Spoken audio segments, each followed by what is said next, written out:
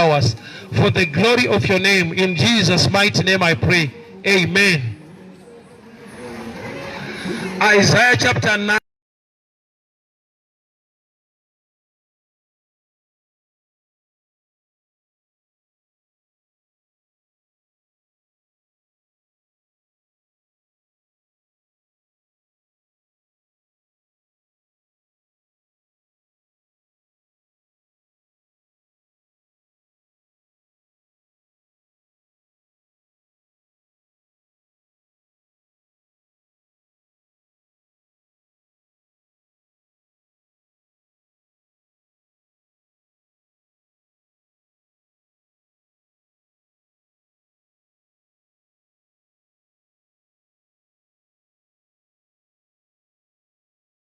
And forever, the zeal of the Lord of hosts will do this.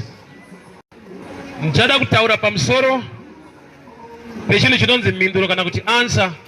Zvikuru sei kumunhu unamata une mhinduro dzaari kutsvaga kubva kuna Mwari, nekuti pane nguva yekuti vazhinji vanoti ina asati apindurwa ndenyaya ndakanamatira ndine zvandiri.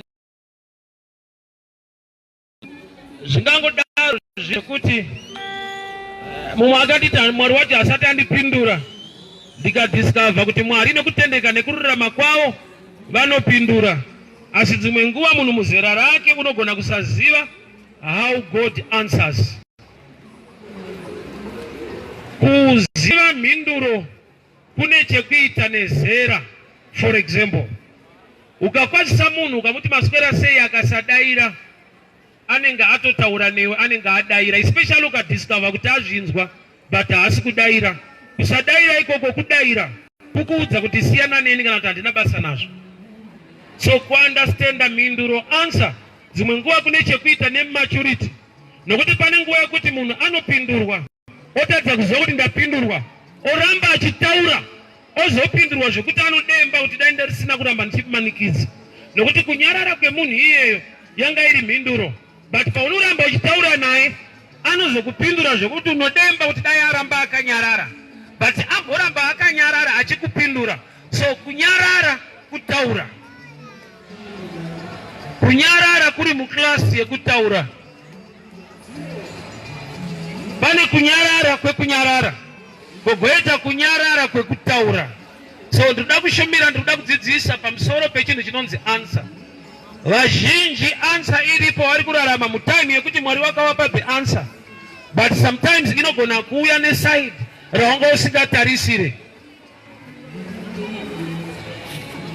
VaSamaria nemaJudha vanga vasingadyidzane, but John 4:24 mukadzi weSamaria anoti kuna Jesu, takamirira Mesaya, Mesaya achauya achatiudza chokwadi. Ipapo ari kutaura naMesaya akauya, iye achiti Mesaya achauya. Chinopa kuti arambe akamirira iye Mesaya atouya, mararamiro kana kuti magariro kana kuti matraditions zvavaitenda zvokuti maSamaria nemaJudha haadyidzane. Saka vari maSamaria vaitarisira kuti Mwari akavapawo Mesaya anouyawo ari muSamaritan. Kureva kuti they were waiting for an answer iri already available because of their tradition yakava keep aside from receiving. Sika nekutaura kwaivako kwokuti muSamaria nemuJudha hadyidzane kwakakonzera kuti pakauya Jesu ari muJudha, maSamaria vatadze kugamuchira kuti Mesaya auya. So vanhu vazhinji vari kurarama mumachallenges, mubondage, yeti Mwari akavaburitsa akavapa mhinduro. Mhinduro payakauya vana kuunderstanda kana kuziva kuti Mwari watipindura. Why? Nokuti vane mapindiriro kana kuti nenzira yavaitarisira. I want to warn you and instruct you in this way. Don't give God a way to bless your life. Give God his praise and honor, and you make a way yaanoziva kuti yakanakira yakakufanira. Vana veIsraeri munguva vari murenje vakati Moses, taura naMwari wako abvise nyoka. Mwari haana kuti dzibviswe, akati Moses, gadzira imwe, atarisa panyoka iri padanda anopona. Zvoreva kuti pakagadzirwa imwe nyoka Mwari aipindura vanhu vari kurumwa nenyoka. Saka challenge iripo ndekuti there are times yekuti the solution can also look like the problem. Saka tonoti izvo zvinanhasi wakamirira kuti Mwari wakupindure, yeti pavakakupindura vakakupa solution chakaita kuti usaigamuchire yakafanana neproblem.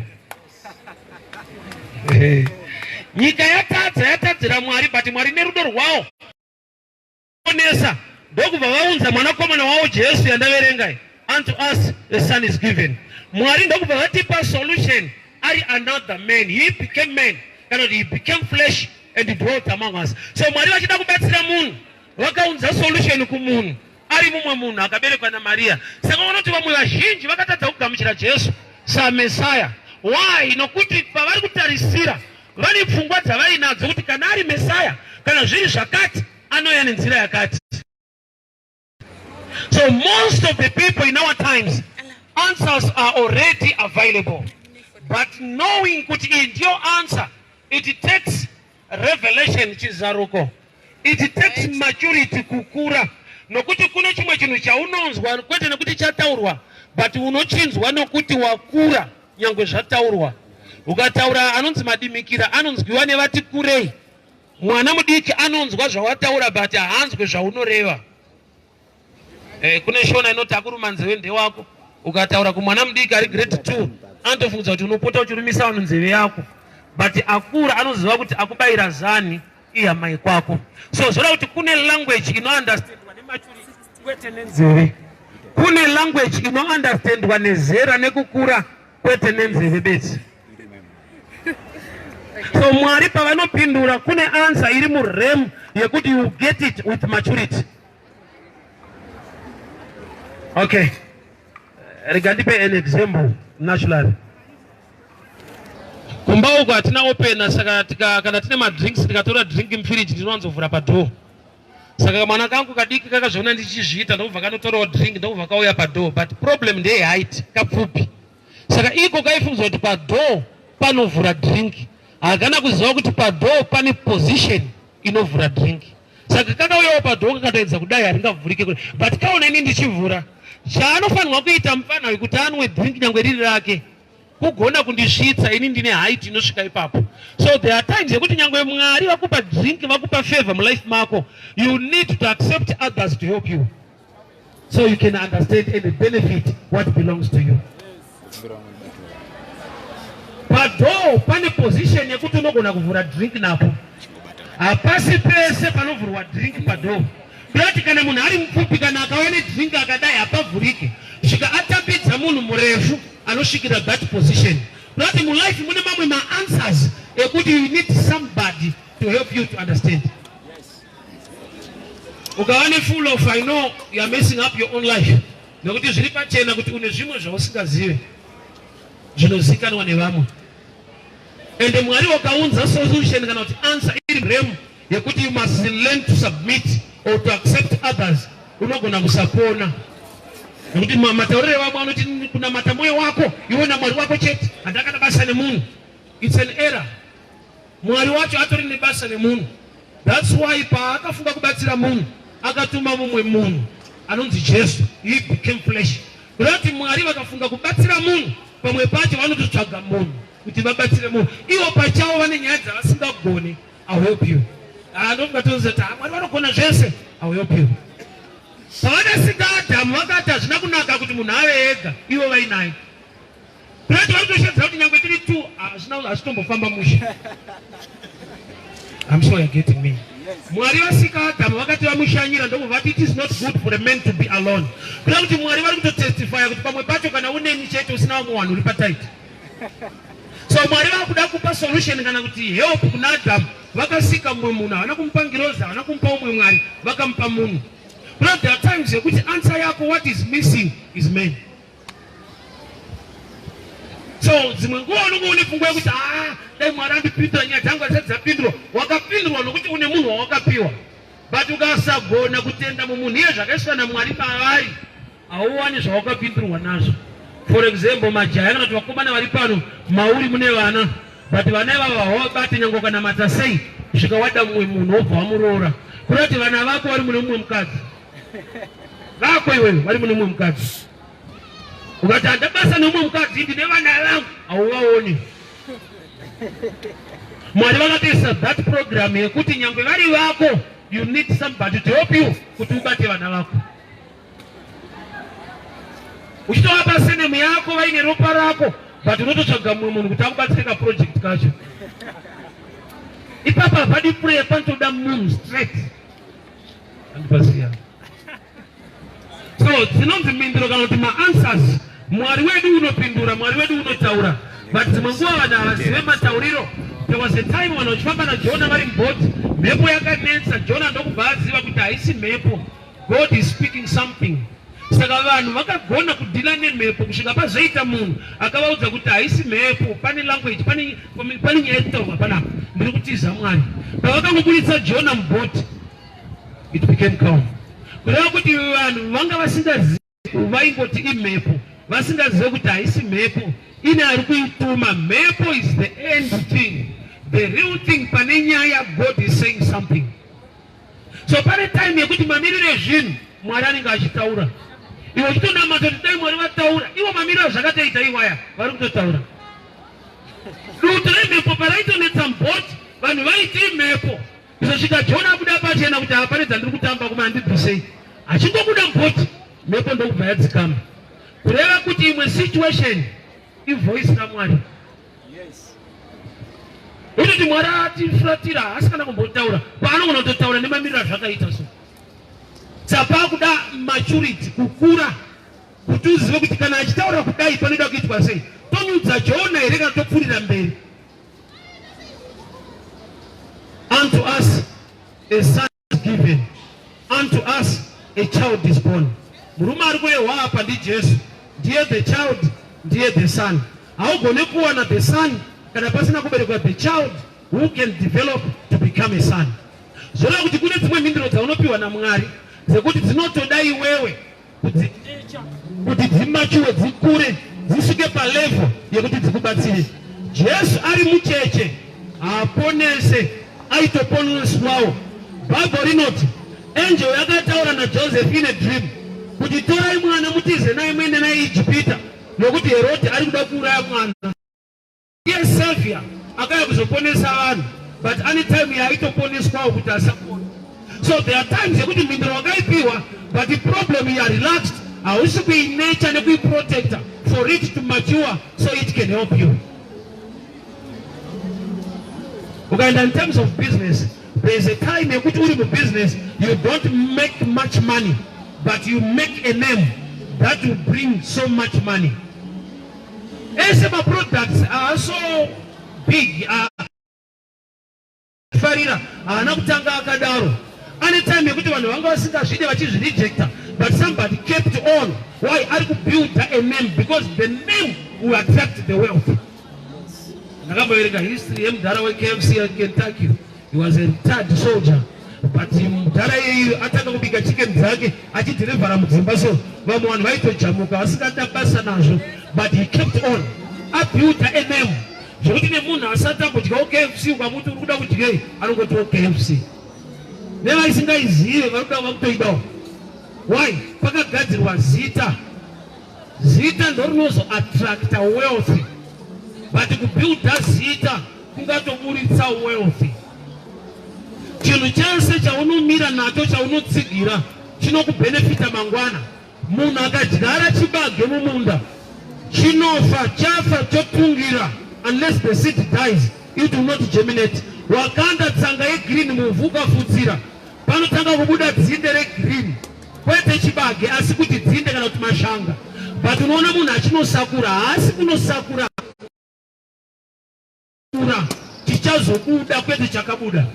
Sakura kuti chinomupa kusakura haasi kufarira chaari kusakura, ari kufarira zvichaitika kana achisakura.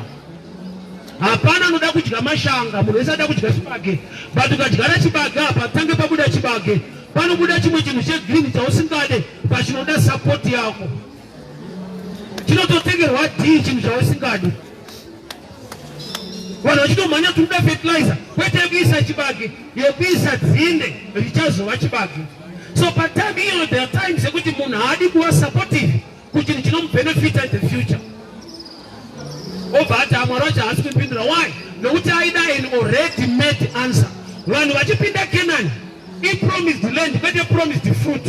Kureva kuti Mwari vari kuti ndaropafadza nzvimbo yekuti mukashanda munonjoya ropafadzo yandakaisa munzvimbo.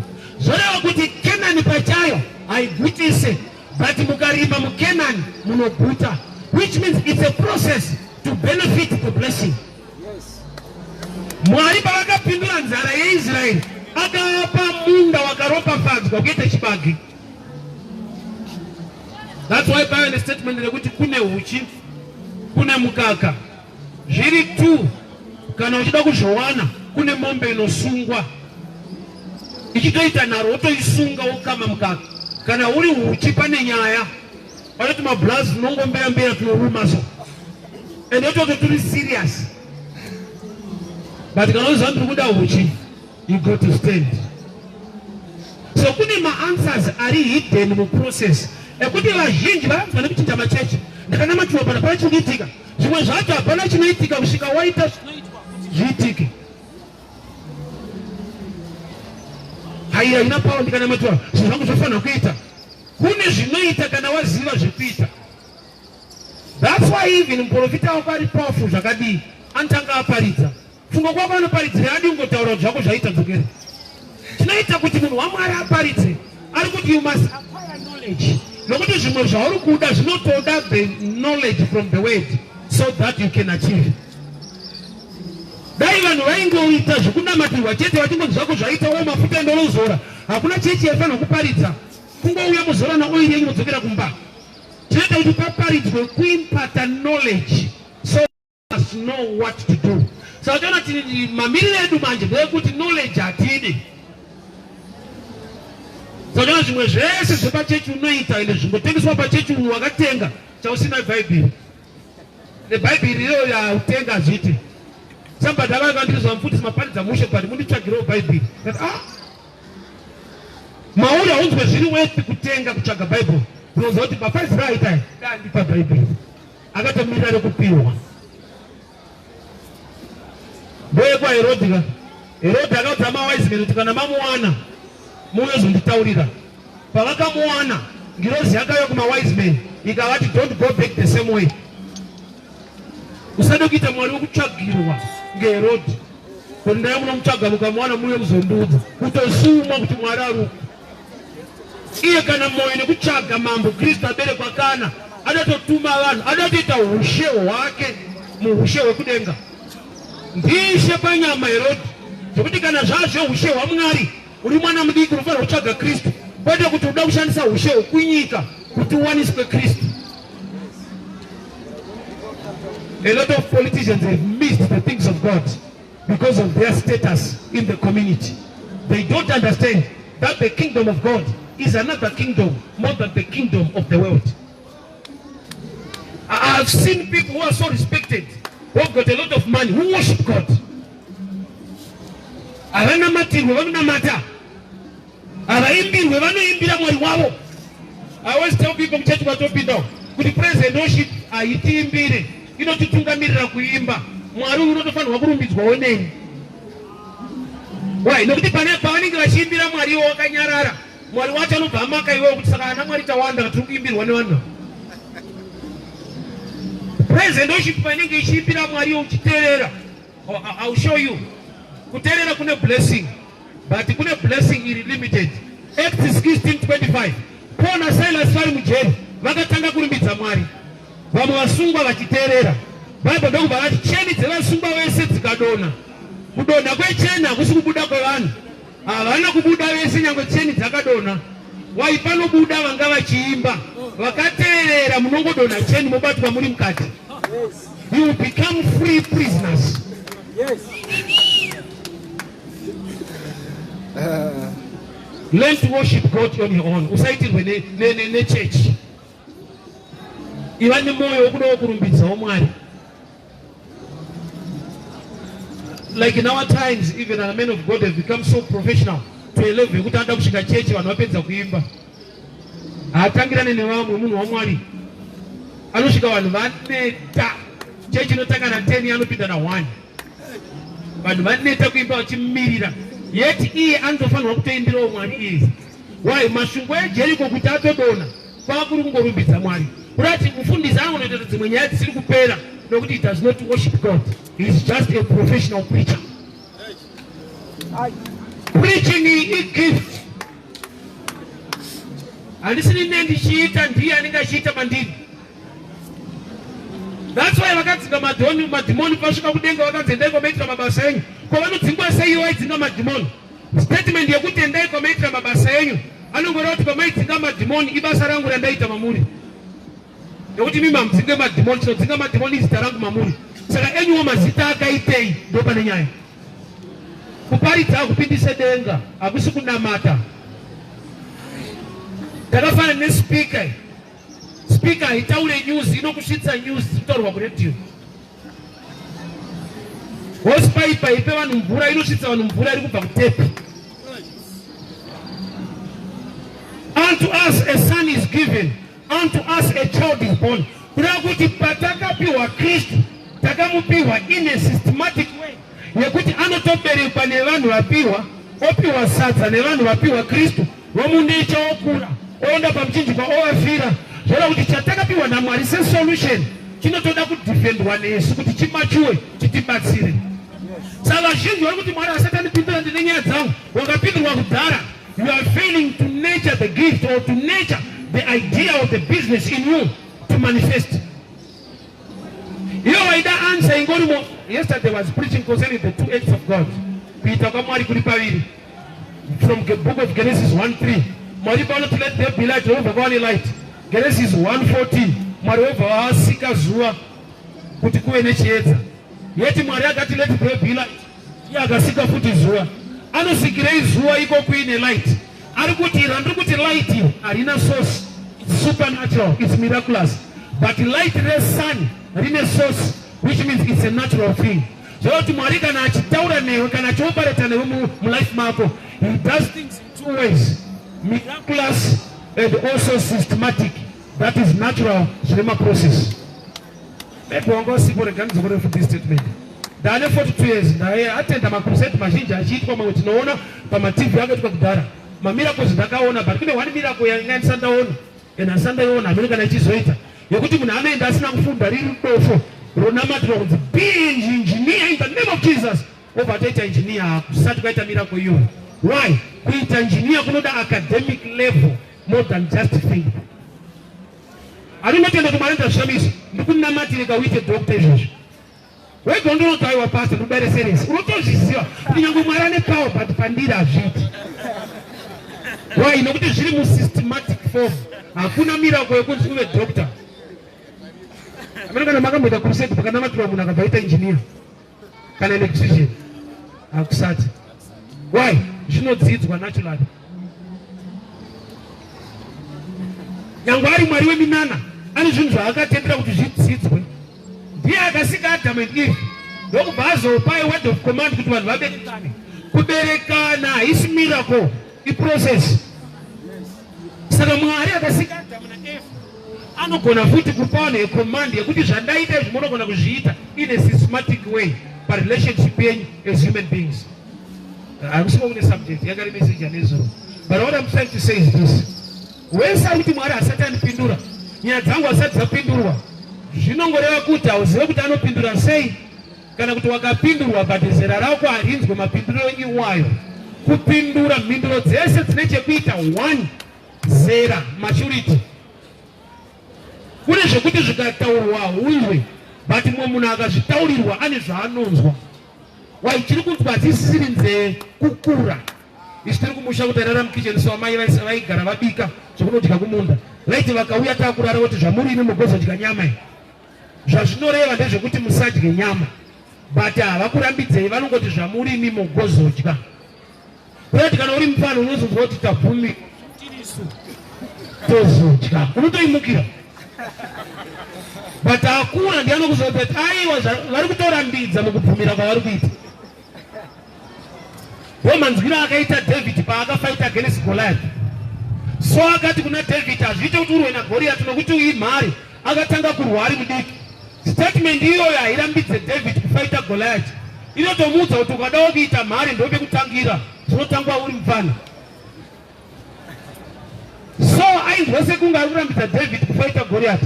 Aita Goliath avaimhari vakatanga kurwa kubva vari mufana as a champion. David ndokubva ati kana madaro zvikuru kuti maakutonditenderawo nekuti ndinodawo kuitawo champion. Saka zera rekutanga ndiro. Saka kunzwa kune chekuita nezera.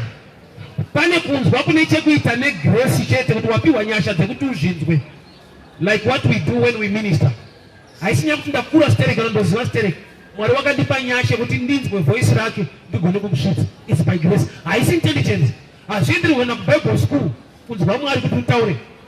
Kubible school unoita theology, men trying to study the things of God. But the revelation is God revealing himself without any qualification. So don't know Bible school avakupa revelation, vanokupa theology, my notes. Iya ndikurova asi my notes. Anoona ndatovhara bhuku racho. Kwakungorova. Hazvidzidziswe munhu izvozvi. Somebody akabhuya kwandiri zvanzi ndambozviita uda munozvifambisa sei? Ndikati zvinouya ndiripo ndizvanzi saka ndakuendawo. Auya hazvina kuuya. Ndazoda kuti ngatiimbei. So there is a level yekuti unonzwa by grace or by revelation. There is a level yekuti unonzwa by maturity. Ndambotanga kutaura ndichiti ukakwazisa munhu akasakudaira anenge adaira. Ukazoramba uchimukwazisa achakudaira zvokuti uchademba kuti dai aramba akanyarara. Nokuti paanga akanyarara itoti siyana neni. Ukati but blaz ndikubharisa kuti blaz wako ndimo uzonoti saka kunyarara kuye kutaura futi.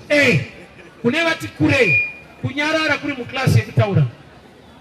Kune vanhu kunyararira vari kutotaura. Siyana neni ndabasa newe. Mamuka sei?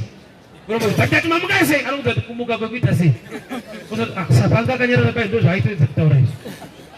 It takes maturity in another level to understand. And we mature by the reason of the word.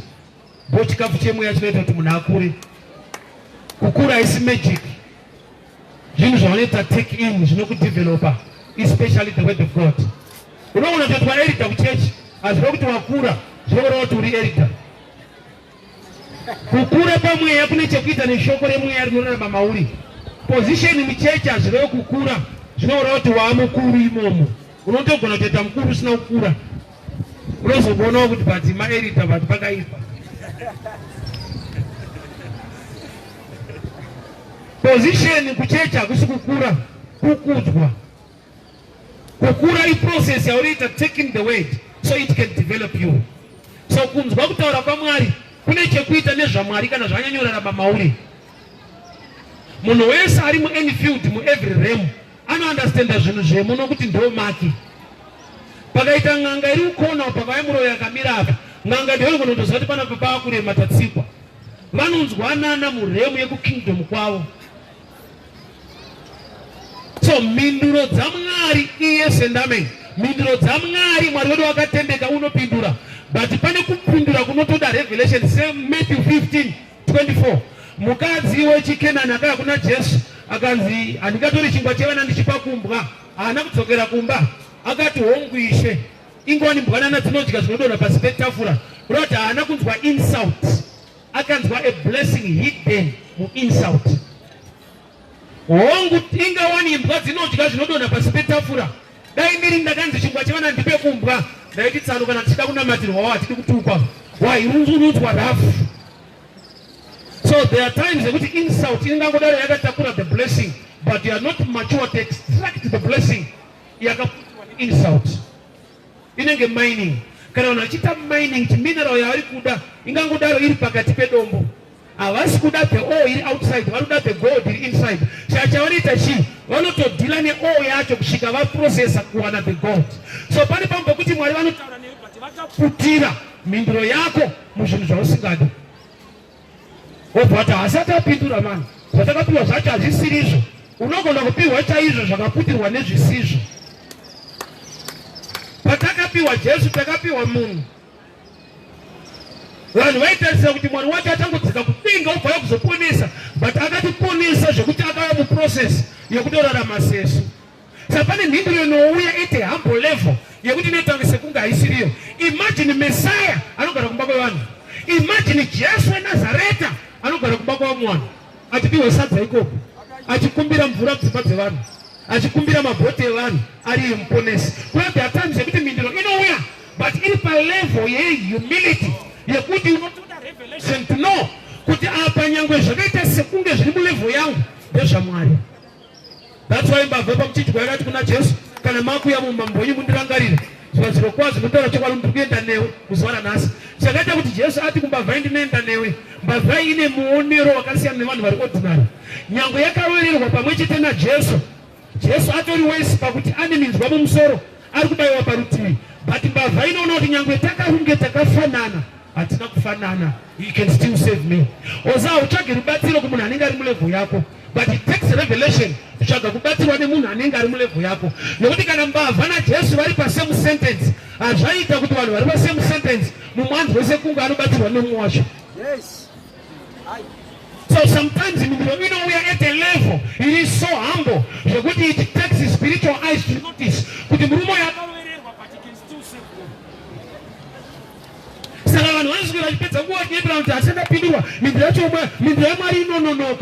That's not true. Yes. Mhinduro yaMwari hainonoke.Tisu nonoka kuziva nokuti ane mapinduriro, mamwe anoda maturity, mamwe anoda revelation, mamwe anoda grace to get it. I wish you were writing down. Because pamwe area yako you need to mature to capture the wave. Izvo zvipano patiri pana pane masasi kutopfuura kurikutambwa bhora izvezvi, but hatisi kuriona. Why? Hatina dish neTV pano yekuattracta zvekupfuura nepano. Zvoreva kuti pane chinhu chekuti chikashayikwa mauri, mhinduro dzinogona kupfuura zvakanaka, zvinogona kupfuura nepauri ukaswera wakatsamwa. So mhinduro yaMwari hainonoke istatement yevanhu. Mhinduro yaMwari inouya in time, but vanhu ndo vanonoka kukura kana kuziva kuti apa tapindurwa. Ende kune mhinduro yandataura apa, Isaiah 9 verse 6, yati unto us a son is given, unto us a child is born. Kurati Mwari pavakafunga kutipa mhinduro anova Jesu, Mary munhu akapiwa assignment yekubereka zvatakapiwa. So there are times yekuti takatozvipiwa kudhara, but you are failing to give birth to the answer. Chimwe chatakapiwa naMwari chinogadzirwa newe, ende hausati wachigadzira. Alright. Mabuildings ese muri kuona zvakaitwa nevanhu kwete naMwari. Mwari chavakaita vakangosika nyika, munhu ndokubva aisa mabuildings aya. Ithinking haisi creation. Ati kune dzimwe mhinduro dzakatovigwa muthinking, zvokutoti ukasagaya unoti Mwari handipindure. Gamba wakapindurwa but hatisi kudhonza. Somebody is not hearing me. Yes. Kune ma-answers ari hidden mu common sense, mu mind, mu thinking. I'll read the scripture to help you. Matthew 11:28. It's one of the common scriptures. Matthew 11:28. You know, tuyai kwandiri makaneta makaremerwa ndichakupa izororo. Vazhinji takagumira ipapo because tinoda kuzorora still. I'll read Matthew 11. Matthew 11:28. Come to me, all who labor and heavy laden, I will give you rest. 29. Take my yoke upon you and learn from me, for I am gentle and lowly in heart, and you will find rest. Rest mushoko la Mwari kune two: God-given rest and rest to find. Uyai kwandiri makaremerwa ndichakupa izororo. Ndo zororo number 1. Zororo number 2, dzidzai kubva kwandiri mugowana zororo. Kune zororo rekupiwa nezororo rekutsvaga kuti uriwane. Rinotsvagwa riri muremu yethinking. Dai pasina remu yethinking, dai pahuro pangu patokuwara nekuparidza nedry. Speaker ina kusikwa naMwari. Mwari vakasika munhu anofunga kugadzira speaker. Saka voice yangu riri kuzorora kwete nekunamata nethinking. Pana akafunga ichi. Saka iyi imwe zororo yandapiwa isina minamato, yakangobva mubrain dzevanhu kufunga tikadai zvinoreruka. Vanhu vakafunga nezvemotikari izvi vakaunza zororo pakufamba kwevanhu. Izvo zvigoridzirewo kutotanga kufamba last year kuti uende kwamutoko, but kune munhu akakupa kuzorora within an hour waakumusha kwenyu. Haisi prayer, thinking, another level of rest.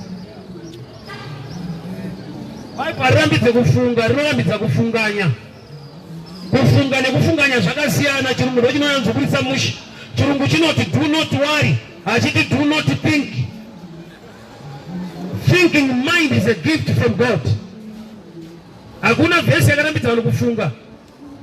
Unotofanirwa kufunga kuti ndichadyei, ndichapfekei, zvinobvumirwa. Chakarambidzwa kuva worried kuti ndichadyei, ndichapfekei. Worry nethinking zvakasiyana. Samwe akanditi paakaiverenga ana kunzwa mushi, akanzwa sekunge yati musafunge kuti unodyei unopfekei. Inga shiri dzedenga hadzirimi asi dzinodya. Ndikati watotanga kutadza kufunga kwacho nokuti vhesi yeshiri kai haisi yevanhu. Shiri haina maoko, haina munda. Iyo unoda kavhesi kake shiri hadzirimi asi dzinokohwa. Iyo wakapirwa imunda kuti urime ukohwe. But munhu anyazozorora achida kavhesi keshiri. Iye ari munhu ane maoko, shiri haina maoko, but peshiri ipapo ndo pake. Which is an error in thinking. So solution to the world is Christ. But just what we are saying, man was involved. Maria akabereka, Jesu akakura, akazoenda pamchinjikwa. Kurati vanhu vakarera salvation, vanhu vakafita salvation, vanhu vakaprotecta salvation. Kusvika Yesu kuona kuvabatsira. Sapari papo kuti Mwari atokupindura, but you are failing to nurture the answer for it to help you in the future. Investment in mindset in vanhu vari wealth kwete vari rich. Vanhu vazhinji hatigone kuinvesta. Kuinvesta kuswera uchiita zvinhu zvokuti vanhu havari kukunaisa semunhu ari kuita zvinhu. But in future you make a name. Vanozoona kuti wakacreate a wealth kwete riches. Malevels iwa are different. Saka uchiona tinogona kutotanga kutenga mota ndisina imba. Vanhu votondibhiga kuti dzakapenga gama ndiri kutopenga. Mota inoda fuel, inoda kuterwa, inobhadhara tollgate. Imba haidi fuel, haidi tollgate. Unogara imomo. Mota inorovera, imba nongochingommaintaina ende value yacho inongoincrease. Mota uchingobva nayo mukuitenga yakuto chinokutorera mari ndochaunotanga nacho kwete chinopinza.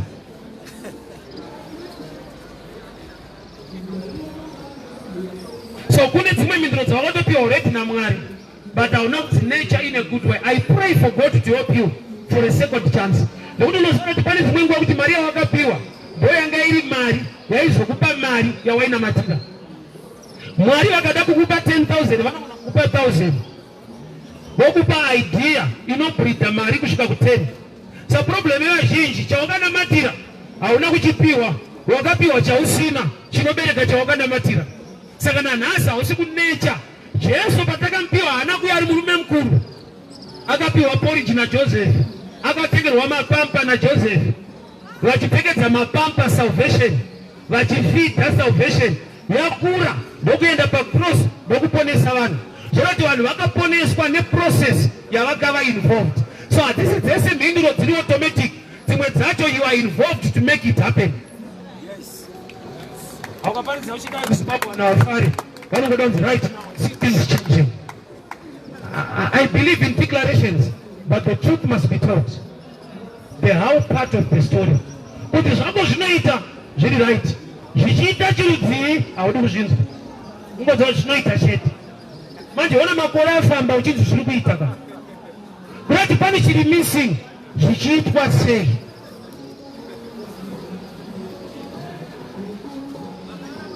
Tauna wasimuka chirudzii. I love men. Chinogona sei ndisina kuziva murume? Zvanzi mweya muchena achauya pamusoro pako. Kurati mere akuunderstanda kuti yandiri kuitika iri kuitika pandiri haisi process iri natural, it is spiritual. So I can relax without any man. I can carry the pregnancy. But akaziva kuti mhinduro yezvinhu zvangu iri miraculous. But dai akangoudzwa sezvakaitwa amai vaSamson, Manoa nemukadzi wake vabereki vake, vakatoziva kuti pano kana tanzi tichabereka mwana yanguva yekuti tisangane. But kana ari Mary anofanirwa kuiginwa munhu, process yake iri miraculous. So pane nguva yekuti Mwari unokupa chinhu in a dimension yekuti whether you're involved or not, it will just happen. Kugoita zvekuti you must be involved for it to happen. Mwari anosati munhu ane chipo chebhora, chipo achitambe bhora. God bless you. But munhu ane chipo anotamba bhora. Saka dzimwe nguva unoshadza handifoti chipo changu ndechei. Chipo chacho hachimbova chakaita zvinhu kuti uchizive. Gift haiite chinhu. Munhu ane gift anoita kudiscover kuti ari gifted in that area. Hakundisi ndokunzonge ndoparidza so but hamene hasikuona zvikuitika. Unotoita kuti zviitike. Kana wakatodanwa kunzi uparidza ufanira kutoparidza. Unodiscover kuti wakadanwa kushumira nokuti unenge washumira. Chipo chebhora achitambe bhora. Ane chipo chebhora ndiye anotamba vanhu votozoona kuti ane chipo. Chipo chekuimba chikufomere song. Kuti ane chipo chekuimba ungoona pane song. Panto unotofunga. Magitara yekuti arungwa apinde musong. I-thinking haisi gift. Unodiscover gift wamufield wakuita zvinhu. So kune mhinduro dzaleka mulife yevanhu. Why? Nokuti dzinofanirwa kuinvolva vanhu vacho kuti dziitike.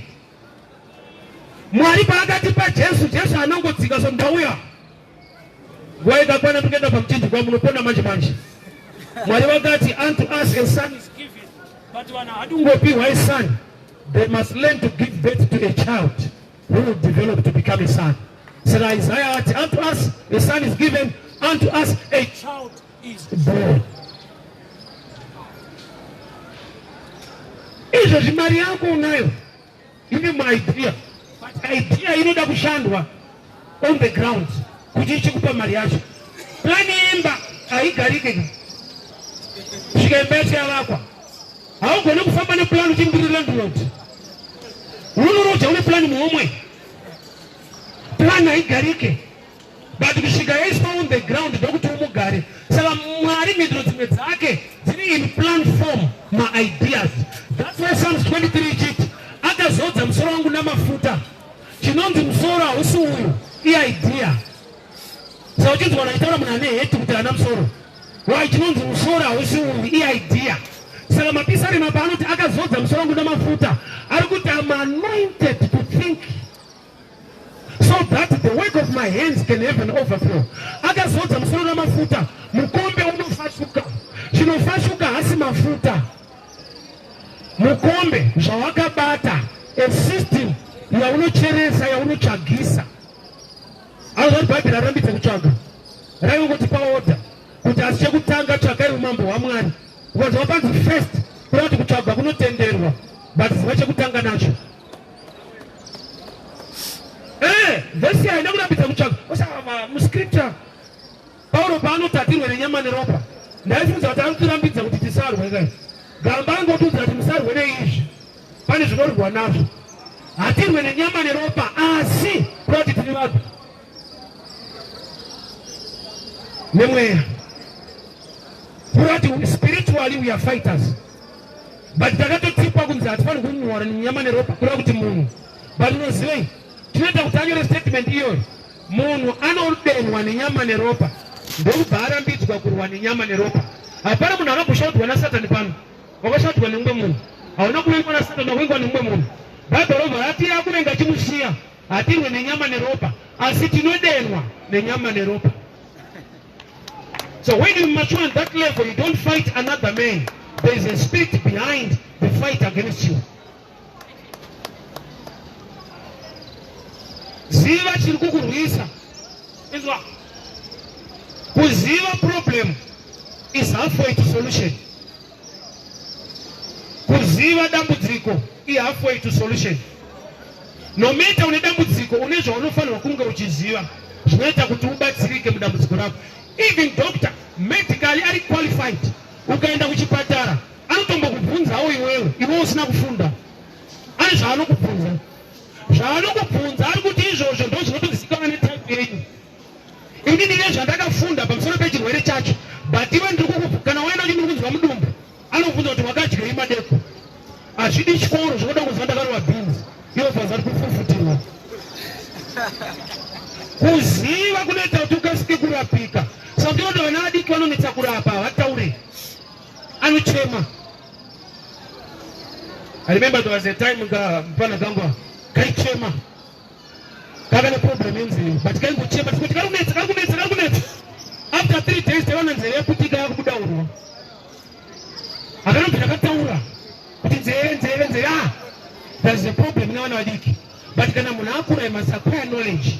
Woziva, ende kana waziva unobatsirika. Unto us a child is born. Munhu ndiye akabereka Mwari. Mwari vafunga kubatsira munhu. Mwari wacho vakavaka chechi pakuberekwa nemunhu kuti vakure vazoba. Zvoroti Mwari asati andipindura. It's you who is failing to understand kuti Mhinduro yacho I'm in the process yekuti I play a part for Christ to mature so that he can die for us. Jesu akachengetwa kubva kwa Joseph. Iye anoponesa nyika akatengerwa manapukeni naJose. Anoponesa nyika akapiwa sadza kubva kwa Jose. Akura amachuwa ndopa akaenda pacross. So izvezvi solution answer wakapiwa. You are not developing the answer or anything else. You are just relaxed. You are relaxed. Mwari pane zvavachaita. Havana zvavari kuzoita. Une zvaunofanirwa kuita kuti usangane nezvavakakuitira.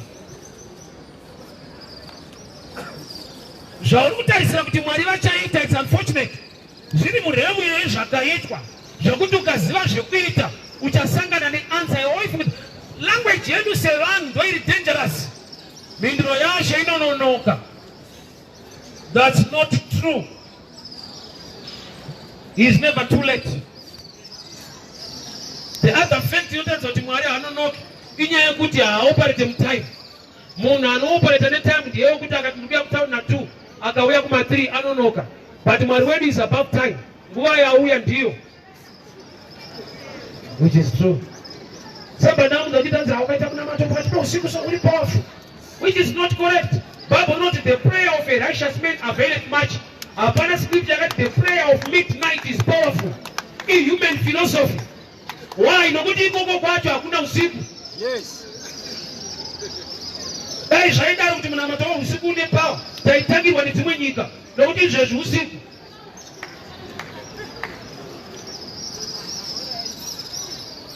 Human philosophy ndo yakatiuraya pakuandastenda zvinhu zvaMwari. Saka matiri tinongoti Mhinduro yaMwari inonoka. Mwana manonokera zvaita. Pane zvavari kuronga. Takapindurwa kudhara. Kune mhinduro dzinoda maturity. Kune mhinduro dzinoda revelation. Kune mhinduro dzinotodawo munhu ari muukama naye kuti anzwe. Dzirane matauriro ekuti kana usiri rudzi ruhoro panotaurwa imwe nyaya unofunga kuti ndo nyaya yacho isiriro. Unotozoudzwa anotaura mutauro wacho kuti aiwa pari kurehwa zvakati hazvisizvo. Kana ari vashona ukanzwa vati bonde havasi kutaura pekurarira. Adatopedza. Batiwo bonde raunoziva rinotowaridzwa chirarira. Kuti kana usiri kumutauro iwoyo unogona kutotenga rekurarira. You're supposed to kurara. Adatopedza. So kana une ukama na Mwari une manzwiro. Why? You are part of the family. Kana une ukama na Mwari pani language yet. Jesu anoti makwai yangu anonzwa izwi rangu. Kurati kana usiri gwai aridzwike. Dai Mwari andipindura. Dai Mwari andipindura nyika yedu. Patina pana kumira mushi. Dai vatipindura. Mumwe vatara Mhinduro yake inononoka. Kuvharana. Haanonoke. Anopindura. Mapinduriro anotoda maturity. Mapinduriro anoda relationship. Mapinduriro anoda revelation. Nokuti kune kupindura kwekuti anounza situation. Mubhoti raJona vanhu vofungidzira kuti imhepo iyari. Chisingadiwe chikabuda imomo mubhoti vanotozoona kuti aizvo tatatakura timu isiriyo. So what you are waiting for? Hausi kumirira kuti Mwari apindure. Wakatomira wakapindurwa. Why? Nokuti kune mhinduro dzino Mary ukasabereka Jesu watinyudza. Takatomupindura son is given, but you must give birth to the child who will develop to become a son. It's total nature the child she can ask son for him to help us. Pani mali yataka milo tumwali vandipe. Boga tupiwa 1,000 yen, dopo ongo tupiwa 20,000. But unakuita zvo, ifani wakuita kuti ishike ikoko. Iwo waitoda amount iri 20. Mwari ndo kwazo kuti pa 1,000 na 20 inobuda ukaita izvi. Saka naso wakabida 20 yo uchidya 1,000 iyo. Ndopedza newe. Ifano waka 1,000 takanamatira 20.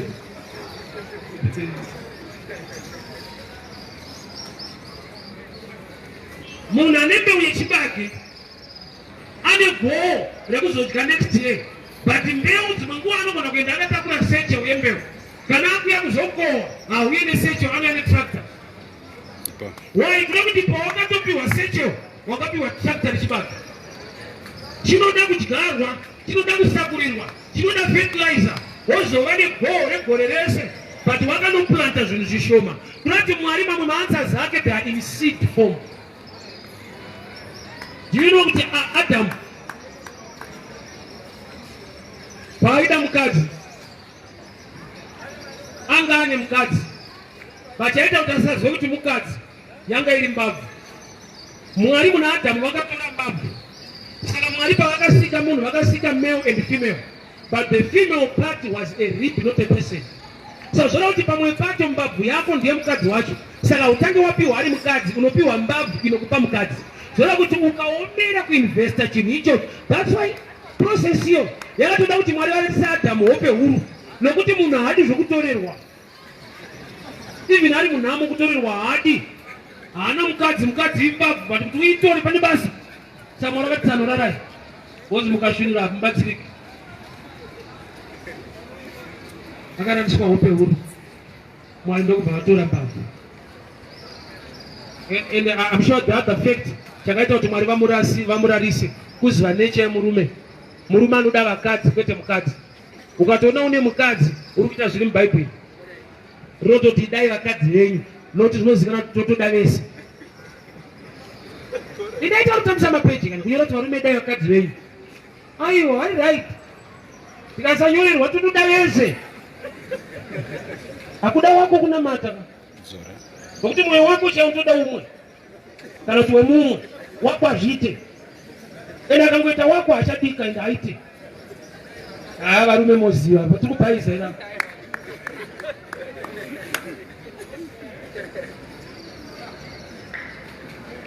Ma-answers amwari anogona kuiswa mulife mako in a seed form. Seed ine problem one.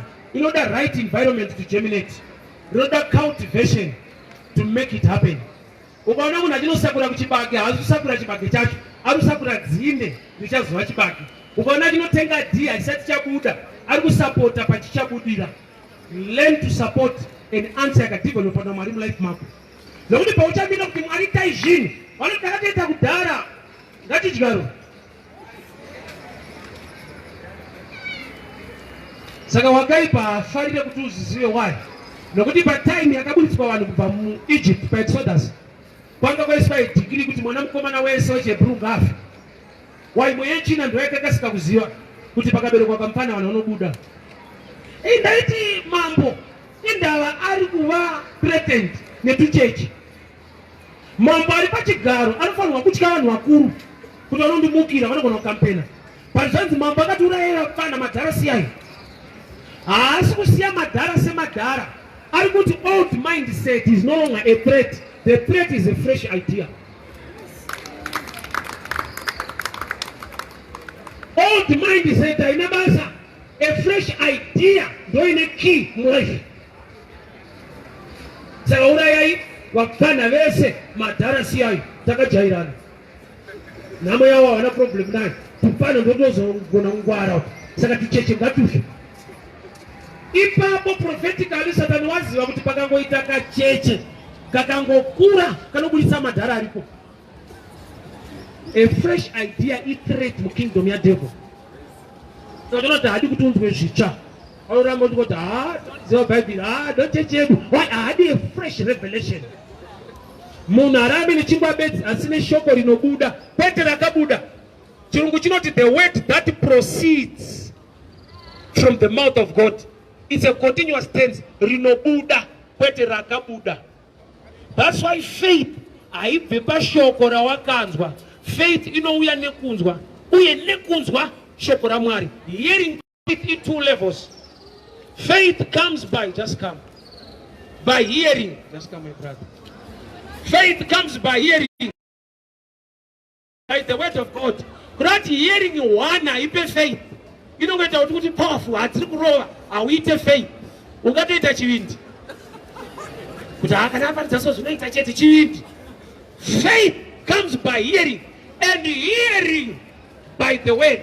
Kunati hazvisi palevel yenzeve. First level hearing yenzeve. Second level hearing iri spiritual. Inobhekwa nelevel yekuziva kwako Mwari. That's why Mwari wamasimba ose akatendeka akati let the birds fly. Nanhasi ostrich haibhururuke. And hakuna version yeBible yakanzi let the birds fly, koma ostrich are too heavy weight. Hakuna. Ostrich iri mugroup rebirds. Ine manhenga inokandira mazai. It doesn't fly. Ukanudza kuti iweight uri kunyepa. Ndege yatakanda nayo kukinya yairema makuru but yaisumu. Haisi weight. Chandakadiscover ostrich chidiki pazvese. Yakakura kwese uku ndokudiki stereki.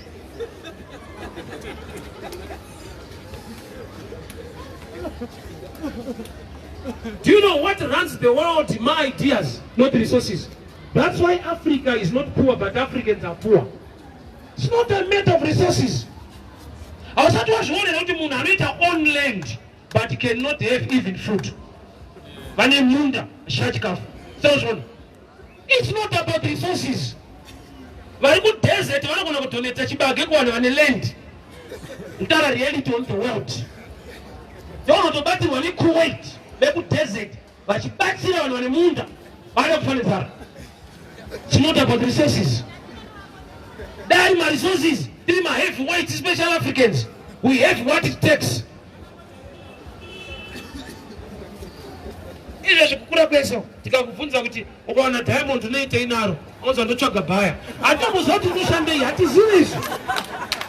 Ndotsvaga bhaya top zvinogadzirwei kufunga kwako. Panochatoziva izvi. Tongoziva kuti tinazvo nezvedu kana tazviwana totengesa. No poverty Africa. We don't know what to do with what we have.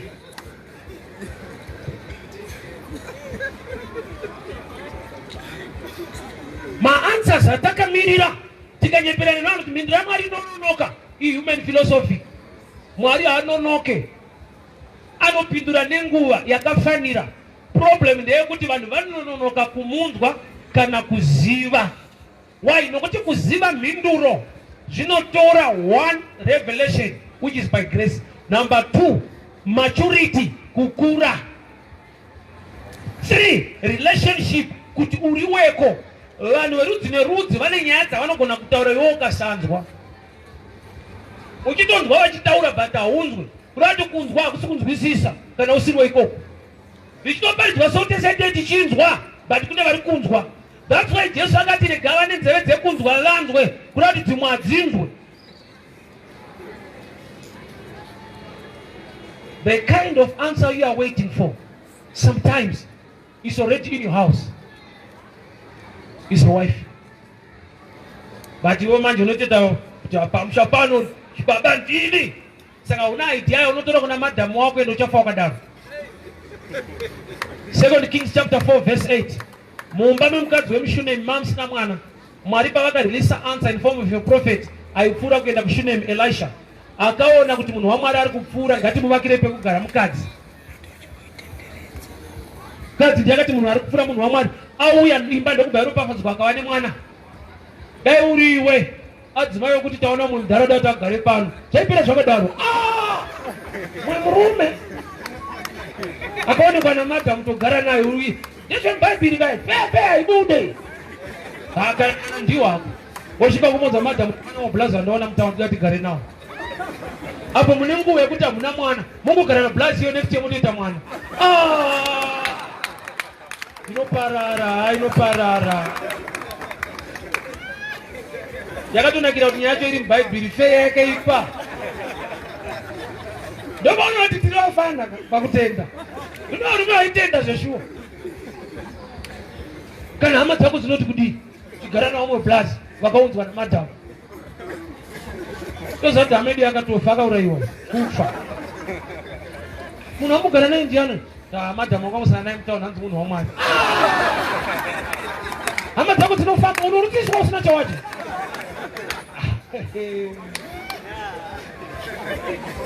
Unofambirwa usiri kuziva kuti wari kufambira iwewe. Saka kunakira kuti iri kuba. Saka in other words, Mwari unogona kuunza Mhinduro neengo yemunhu wausingafungidzira kuti anganzwe. Profita akagara pabhiza, Balaam akagara pabhiza, achienda kwaasikafanirwa kuenda. Mwari vakatendera bhiza kuona. Iye ndiprofeti wanofanirwa kuona. Mwari ndokubva vamisa profeti kuona. Ndokubva vatanga kuona chisina profeti. Homwe dhenje anogonoitika kuchechi. Kuti nevanhu vanepfungwa kuti kana Mwari achitaura nesu kana pane zvoitika Mwari anodza isusu. Pane time yekuti muri pachigaro, vamakagarira ndo vanofanirwa kupiwa meseji. Dhongi rakagarirwa ndo rakaona. Vanhu vamuri kutsikirira kuchechi havani zvavari kuona. Vawanirwa nyasha naMwari kuti vabatsire mino kuti hamuchaona.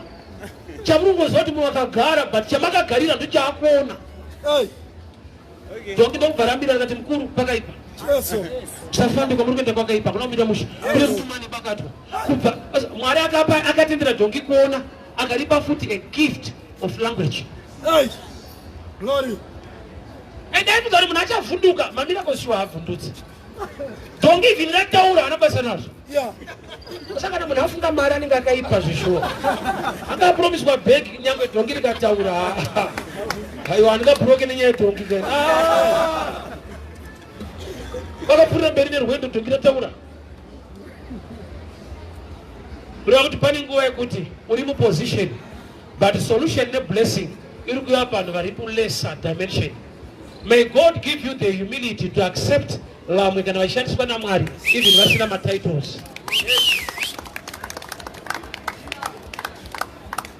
Problem naturally takaprograma kuti we take ideas from well-respected people. We don't take ideas from anyone, just well-respected people in the community. Saka zvimwe zvinogona kuuraya even a nation. Kune munhu angona kutoita idea kuti zvinhu zviite mushe, but haasi political member. Hapana kufundwa stereki. Pane nyasha dzaakaoneswa naMwari concerning our nation, saka havadiwe ivavo. Zvinosvika mukufa zvakangodaro zvakadaro. Murume anonzi Naamani aine maperembudzi. Chakaita kuti maperembudzi apere ari commander. He was commanded by a servant girl kuti endai kwedu Samaria munopona. Uri kuona kuti nature ya commander is to give commands. But paakaona healing, he was commanded. Swallow your pride and learn from others. Commander basa rake kukomanda vanhu enda kwakati. But kuti leprosi ipere ndiakanzi wewe manje enda. Akapiwa command. Glory. I'm sure in this dimension a lot of us will miss answers. Why nokuti Mwari akashandisa vanhu vaunotarisira pasi. Unozosunga hasi Mwari. Yes. Why pfungwa yako nekuti Mwari anotaura nesu chete. Wamwana zviite. Ane chigaro chipi, ndiye ridha here, mudhikoni.